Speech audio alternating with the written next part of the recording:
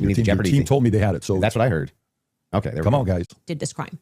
Okay? Because Lance Twiggs has his DNA on the. So notice there, Andrew in his earpiece said that's what I heard. They have it, right? And they all have the same earpiece in. This is very common when you go on podcasts. So no, there was not a secret earpiece for Andrew only. No, it's fine. Lance Twiggs has his DNA on the rifle. Lance Twiggs and to be has his clear, DNA on the Lance rifle. Twiggs' DNA was not as degraded as Tyler Robinson's DNA was on Tyler's rifle. It's Tyler's rifle. No, you but also Lance's said, yeah, it's not as degraded on the rifle. Yeah, because I thought he was one of the things. But I've already, that's what I mean when I say that. Like, it just seems like you're not actually here trying to engage, because even before you got to this, and I knew that you had some secret clip planned, I said to you, when I rewatched the testimony, I realized that they didn't explicitly say Lance Twiggs. They said 5 other profiles were on it, and that his was the most degraded. So I hope your team feels fulfilled in playing that. Is there any more? I'm happy to play every clip that he has on the ready. Anybody? You said you had some new evidence at the beginning of the. Oh yeah, we should show that text message that you read, just because I think that's. So is she saying that she admitted that she was incorrect about that? I mean, she's sort of hand waving this, but I don't understand what was going on here. Is she hand waving and admitting that that was wrong? I don't understand. We're in for the public. You shared it out of context. I'll do it on my show. I'll share the text So you're going to message. read it on my show, but not show it? Correct. Okay. So I'll show it on my show, but that's what I'll do. I'll show it on my show. Can I ask why? So he is doing the Candace drip here to troll her. Well, because I want to drip out the evidence. You know, that's got to drip out that evidence, keep people coming back for the show, right? I don't know if snark serves you so well. I'm just saying, like, yeah, I'll release it there. Yeah, that's my intention. But yeah, I'm fine with closings if you want to do closings. Well, I also would just, if I may ask a question, is that permitted? Go ahead. Just so I also have clarity, since your basis has been evidentiary, you keep saying that you have evidence, or like you are following evidence. Which one of the charges against, or all of them, do you think Tyler Robinson is guilty of? The specific charge? Yeah. Yeah. So what I think is that Tyler Robinson shot Charlie Kirk. Yeah, but of the 7 charges that he's being charged. Yeah. Can we list them real quick? I'll tell you exactly which ones. We'll pull them up. Well, do you know any of the charges that he's up for right now? Yeah, of course. But I want to make sure that we have them listed. Yeah, but like can you name one? Because my general perspective is that you don't actually care about this case. You're not following the case. That's the question. You're just not following it enough. It seems pretty, like, if you're going to engage and you're going to say the evidence is overwhelming that Tyler Robinson is guilty, I just think that you should, like, right. Can you tell me one Then let's do the charge counter. You can really, hang on. This is a great gotcha. No. You just got to ask me, play clips out of context, put me in the hot seat. So please just answer the question. This is fair. Name all 7 since you've been following the case. Okay, sure. You name one. Yeah, you named all 7. I'm happy to do that, but can you name one? I think he's been charged with murder. That's actually incorrect. Okay, great. Now name all 7. He doesn't even. This is like name all 7. And I can you name all 7? I can. Then do it. Sure. You don't have to do it. No, do it. I'll count them. Go ahead. You don't have to put your fingers up. Yeah, I think this was the part where there was the gotcha. This is, of course, the one that got the most traction immediately. Yeah, I think he should have. He may not have focused on what would have been like, kind of right away easy gotchas, and so he got on this gotcha. It's a little weak of a gotcha, because technically, I mean, aggravated murder is murder, but it is a more specific form of murder charge. It gets you it's the death penalty. But also, when she lists the 7, she technically does, I think, misstate one of the 7, which other people call attention to. I mean, in the debate, it depends on what you're asking for. So he should have known at least a few of them offhand. That would have been a way to easily evade this. I don't even know if she planned this trap. It's hard to know whether this was planned or she just sort of sensed out that she could get him with this. But this was definitely a point for Candace, because that would have been something that he could have easily avoided. So we're going to give Candace a point there. Yeah, I think he turned it. He tried to salvage here by saying, well, why don't you name all 7, right?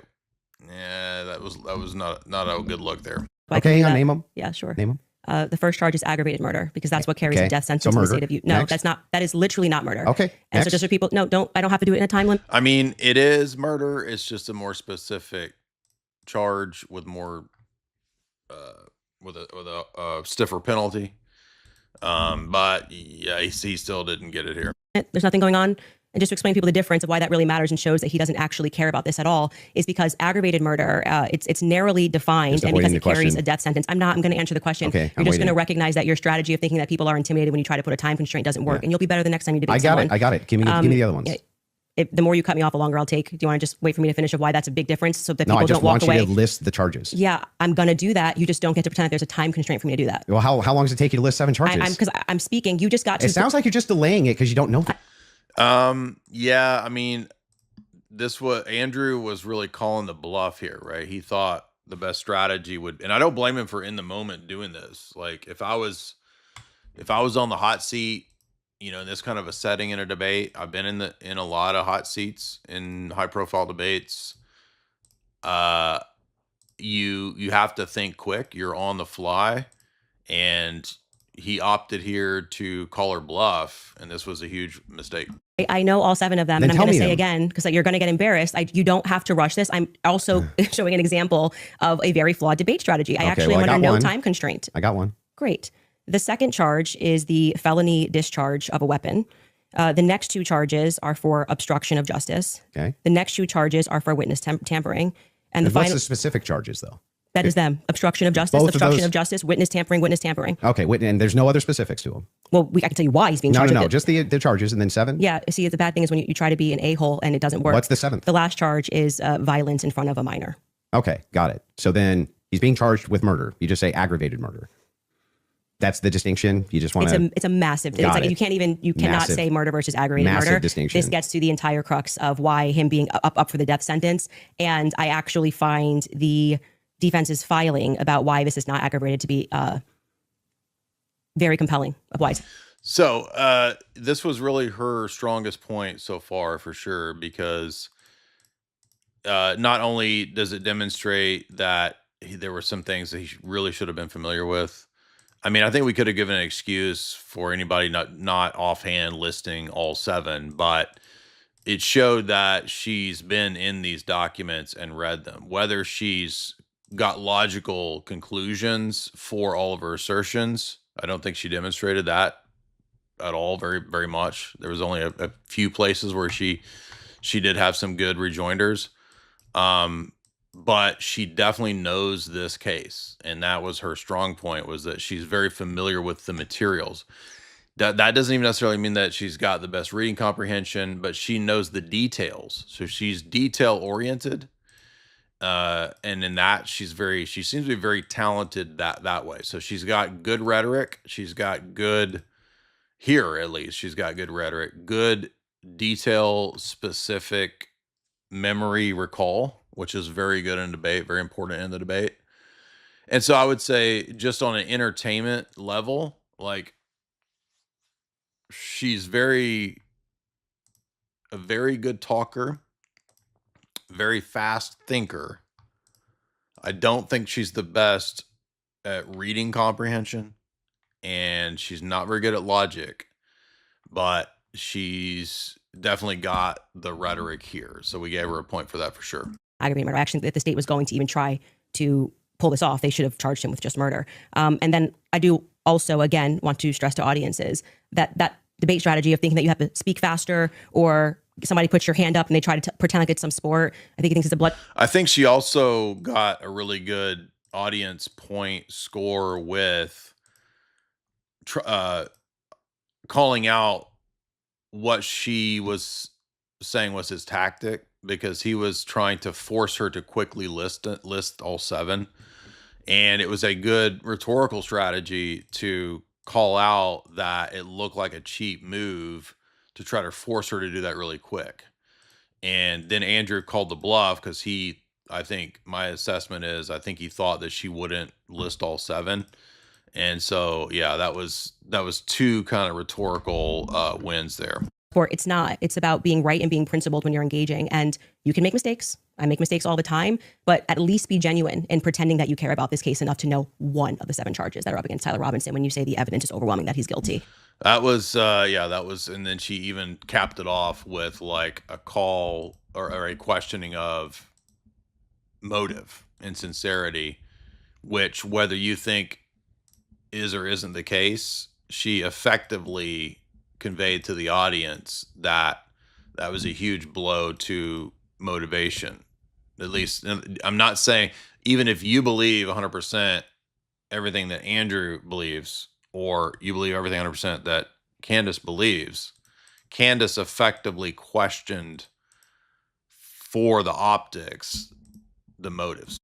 If you would like to move to final statements, I'm fine. I want to make sure Andrew has had the time that he has requested. I think your team would like to pull up the 7 charges that he just asked you about. If you guys want to pull that up just to confirm the 7 you went through.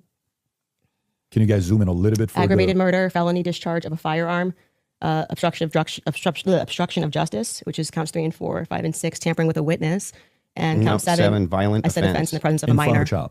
Yeah.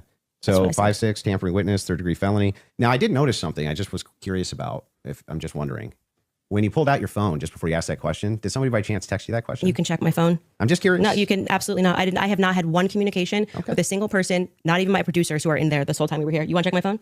I'm happy to do it because you're just going to get double embarrassed. Where's my phone? You want to see it? I'm just curious. Yeah. You can literally do that. Here you go. PBD, you're the moderator. Yeah, I mean, again, this was a gambit, right? This was a gamble. I didn't see. I mean, there could have been a text. I don't know what happened.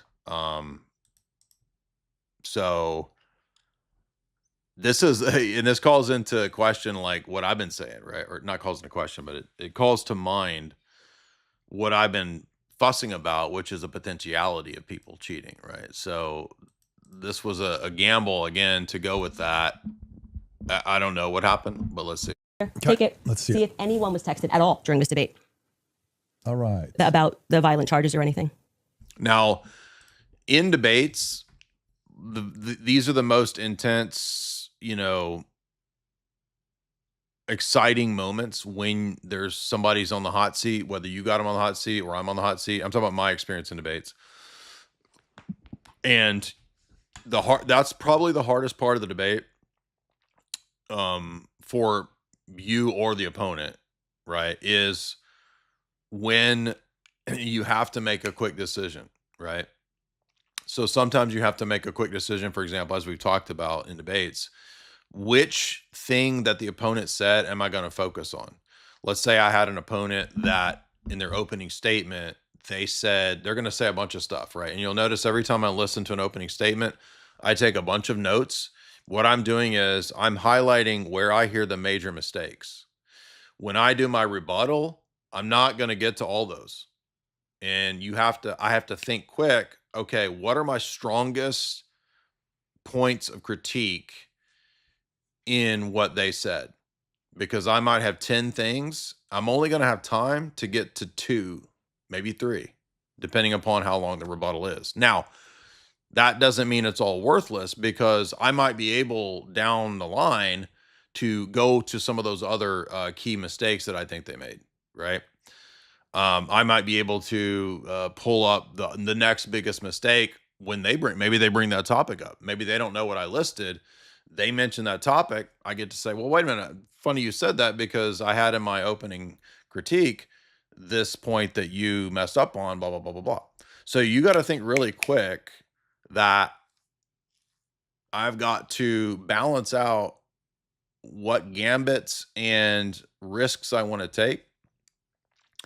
And sometimes you have to call people's bluff. I've been in debates where, for example, I'm going from memory, so I don't remember every single detail, but there've been some pretty heated, high profile, fast thinking debates where I've definitely called bluffs.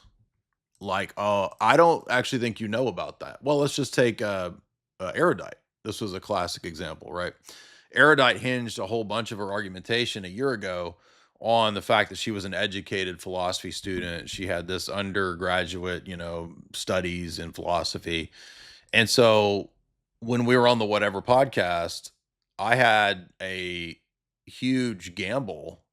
I mean, I felt pretty confident based on what she'd said that she wouldn't know.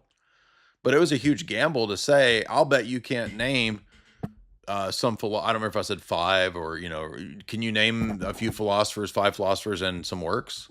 And then I think I qualified it later, maybe the next day or whatever on the second day. Can you name 2? right? So that was a gambit. That was a high stakes, relatively speaking, because she's an idiot, but it was a high stakes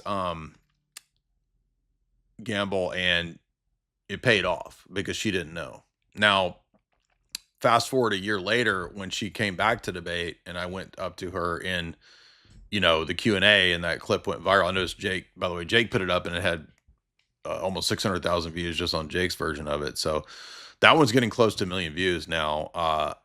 This wasn't as big of a gamble because it wasn't a debate. It was a, quick Q&A, but it was still a version of the same point that I surmise that she still would not be able to name 2 basic philosophy texts, right? And she couldn't. So, when you're in the heat of a debate, you're going to have these think fast moments, and there is a risk that you have to choose.